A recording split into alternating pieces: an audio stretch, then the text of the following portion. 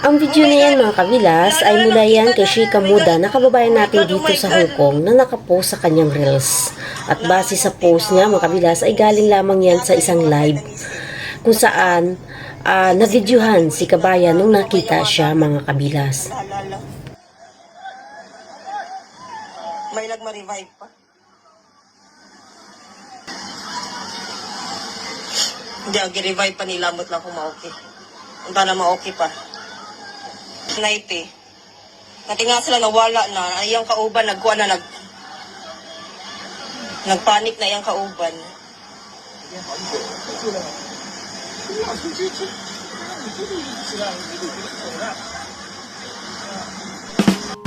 Hi mga kabilas! Pag-uusapan natin ngayon mga kabilas ang ating kababayan na nalunod dito sa Hong Kong nung linggo. Sa ngayon po mga kabilas ay hindi pa po malinaw kung ano nga ba ang dahilan kung bakit nalunod si kabayan. Dahil base lamang sa mga report na aking nababasa ay hindi pa po nakalagay doon kung ano nga ba ang dahilan kung bakit nalunod si kabayan mga kabilas. Actually yung dagat na pinuntahan nila, lagi din ako dyan noon. Nag-overnight kami, nagba-barbecue, masarap kasi mag-barbecue dyan paggabi mga kabilas. Malapit lang yan dito sa tinatrabawan ko yung Deepwater Bay Beach dito sa Hong Kong mga kabilas. At ang dagat na yan na pinuntahan kung saan nalunod si kabayan.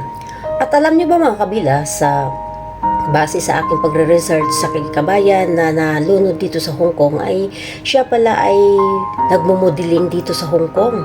Kasi alam niyo mga kabilas dito sa Hong Kong ay yung libangan ng mga OFW ay yung mga pageant. Isa itong malungkot na pangyayari Pumunta tayo sa ibang bansa para magtrabaho para sa ating pamilya tapos uuwi tayong nakakarton na. Kaya ito lang po ang masasabi ko sa aking mga kapwa OFW, mga kababayan ko dito sa Hong Kong na magkunting ingat po tayo. Kasi alam niyo mga kabilas, ang aksidente ay kakambal talaga yan ng ating buhay. Minsan mga rason na lang yan kung bakit namamatay yung isang tao.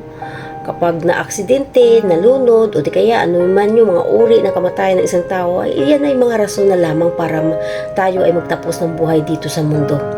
Kasi kahit gaano man natin ka-ingat, kung tayo ay hanggang dito na lang, hanggang dyan na lang yung buhay natin, wala na rin tayong magagawa, mga kabilas. Ako po ay taos-pusong nakikiramay sa pamilya ni kabayan na nalunod dito sa Hong Kong. Rest in peace, kabayan.